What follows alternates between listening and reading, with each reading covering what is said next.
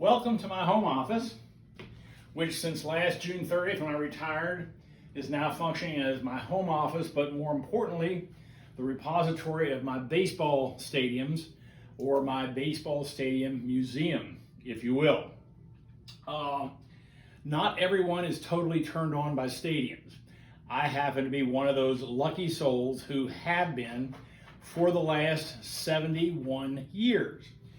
I attended my first game in August of 1949, and I was 7 years of age at the time at Griffith Stadium in Washington, D.C. And if I can get my cinematographer to go in on the stadium, there is Griffith Stadium, built in 1911, torn down in 1961. Interestingly, you can see that outside the center field fence, there are 5 row houses. And the owner of those row houses would not tear them down or would not sell them to Clark Griffith, so he built the stadium around the row houses. One other really, really interesting thing about Griffith Stadium is had a very long left field fence and bleachers in left field, and Mickey Mantle in 1952 hit a 565-foot home run out of the stadium over the left center field fence. Griffith Stadium was torn down, and Howard University Hospital sits now where Griffith Stadium was. I point that out as the first one I attended, but when my heart really was stolen was the following summer in 1950 when I attended Connie Mack Stadium, which was then called Shibe Park in Philadelphia. Here's a model of Shibe Park. As you can see, it all sat in one city block, 21st and Lehigh Avenue in Philadelphia. And up here is a painting of it that I bought at the All-Star game when it was at Camden Yards about 10 years ago or so. I saw that painting and thought I had to have it, and that's the original Shibe Park, built in 1909, torn down in 1970. I have found, with regard to stadiums, that when you attend a ball game, you either have it or you don't. When you walk out of the tunnel and you look at that expanse of green, it's like a gigantic pearl out there. People have written poems about that. I'm not a person who has any talent at writing poems, or I would have, because I get the feel, and you have the feel. So, in the United States, in United States baseball history, there were 3 distinct periods of stadium construction, and we're going to hit all 3 of those periods. The old classics, which were built beginning around 1908, 1909, and through the teens, and most of them lasted about a half century. 2 of them are still in existence, and we'll talk about them later. In the middle part of the century, you had the old stadiums falling down, and you had the new construction, and I call that the cookie cutter, quasi-modern type stadium. And a lot of them were built in the 60s and 70s, and we'll show you them. And then you came, beginning in 1992, with Camden Yards, and you had the retro classics, and that's what's been built for the last 30 years. So Marge, if you will come over here and pan across these stadiums right here, what we're looking at now are the old classics. There were a dozen of these built around 1910, between 1910 and 1915. Most of them have been torn down. Interestingly enough, this one on the end is Forbes Field in Pittsburgh. That was built in 3 months between March and June of 1911. That's kind of interesting, at a cost of $280,000 or something along those lines. Marge, go back over here. These 2 right here beside each other, they are the 2 National League stadiums in New York. On the left is the Polo Grounds, and you can see why that's called the Polo Grounds. It actually was a ground where they played polo, and then they built the grandstand around it. And beside the Polo Grounds is Ebbets Field in Brooklyn, where the Dodgers played. Both of those stadiums were used through the 1956 season, and between the 56 and 57 season, the owners of the Giants and the Dodgers, 2 fellows named Horace Stoneham and Walter O'Malley, got wonderful deals to move to California.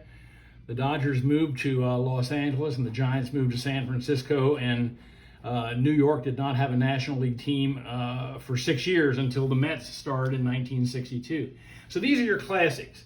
These are the stadiums that were built in the early part of the century, served their purposes very, very well in virtually every major league city, and then most of these were torn down as we got into the middle part of the century. Okay, now let's go to another part of the room. This section along here is not a really honored section. If you look at the left, you'll see the first three are called the cookie cutter stadiums, and the reason they're called cookie cutters is because that's what they look like. They look like they were cut out of the same mold. They were built in Philadelphia, St. Louis, Pittsburgh, and Cincinnati. I don't have Cincinnati. I have Philadelphia, Pittsburgh, and St. Louis. I was never to the one in Cincinnati. Beside them is the somewhat deplorable RFK Stadium in Washington. That is what was built in 1961. Maybe it was the first of the cookie cutters. I mean, it wasn't suitable really for baseball. Football was played there, as it was in all the cookie cutters. They played football and baseball. Most of them had artificial turf. They were just terrible venues for baseball, and people made fun of them for about 10 or 15 years. And then you went into the period, the quasi-modern period. We get into the 70s, and you can see these stadiums were built a little differently. They look different than the cookie cutters. They have a little bit of personality, but there are a lot of these. I mean, they're in Kansas City. They're in they're in Texas. They're Dodger Stadium, which was the first of these. Atlanta. There are a number of them.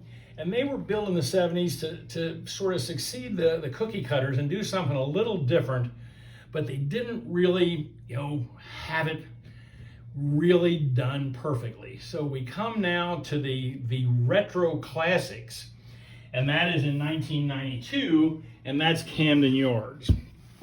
Now, I show you Camden Yards. I'm also going to show you something else. Let me grab this, Marge. The Chicago White Sox moved out of Comiskey Park, their old 70-year-old field, in 1990 and built a new stadium. They had a chance to do it right, and they didn't. They got the wrong architect. So here, this is called now U.S. Cellular Field, and you can look at that. That was built in 1991, and you put Camden Yards beside that in 1992, and you can see that this style is gone and this one is in, and this one's going to be in, certainly for the next 30 years or so. So here's Camden with the warehouse. It's homey, it's close, everything's together. Those of you who were around will remember that Camden Yards succeeded Memorial Stadium. Now, Memorial Stadium was used from the time that the Colts got to Baltimore in 53. The Orioles used it in 54. It was used for football and baseball until the Colts left in 1983, and then it was used until through the 91 season, and the Orioles moved to Camden Yards. We said the old classics. There are a couple of the stadiums that were built in the early part of the century that are still in existence. And this is Wrigley Field. This is the classic, iconic Wrigley Field. It's in the north side of Chicago. You'll notice that there are no lights on this model. Now, that's not a mistake by the model maker. Wrigley Field had no lights until 1988. They played all day games there. They still try to play a lot of day games there. The L runs right along here. You can ride out from downtown, hop right off here, and be at the stadium. Now has lights, but still is where it's always been and probably will be for the foreseeable future. The other classic is Fenway Park, built in 1911 in Boston, still sitting on the same location. Notice only one, not two decks of seats, only one deck with some rows of seats on top of it. This is the classic Green Monster, the left field wall. There are now seats up on top of there too. So they've tried to modernize it a bit. The main highway runs right along back here. You hop right off and you're at the stadium. So Right now we're in the classic retro mode. Any new stadiums that are being built are still being built along the same lines as Camden Yards. So Camden Yards was the start. It's lasted 30 years so far. These models were built by a company called the Danbury Mint in Connecticut. And the way I got into this, I saw their ads and I thought, geez, I'd actually been to 34 big league stadiums. So I thought I'm going to try and get as many as I can, the models of them. I haven't gotten there. About 8 I don't have because they stopped doing this about 10 years ago or so. I don't know why. This was a great deal for my kids.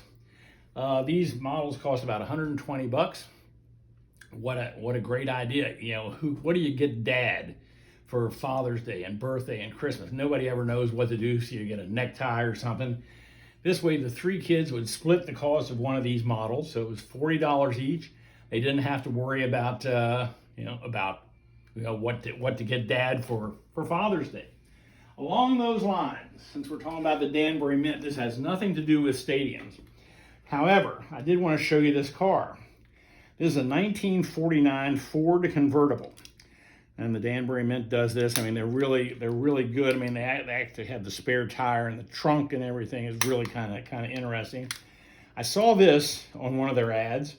This was my exact first car, except for the pink seats. It didn't have pink seats, but it was a 49 Ford convertible.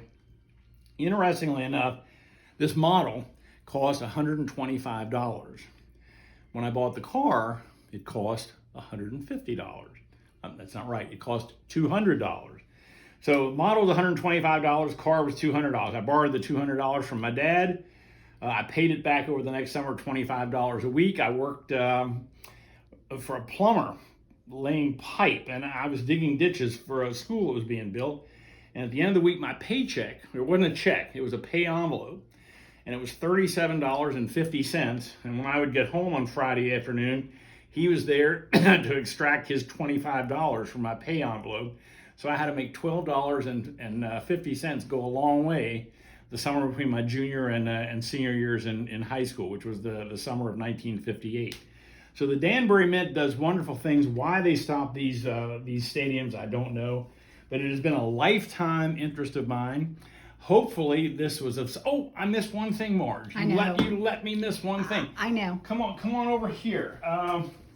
In the modern stadium era, the 3 domed stadiums, if you will, the 3 stadiums that have roofs, Seattle, Milwaukee, and Arizona.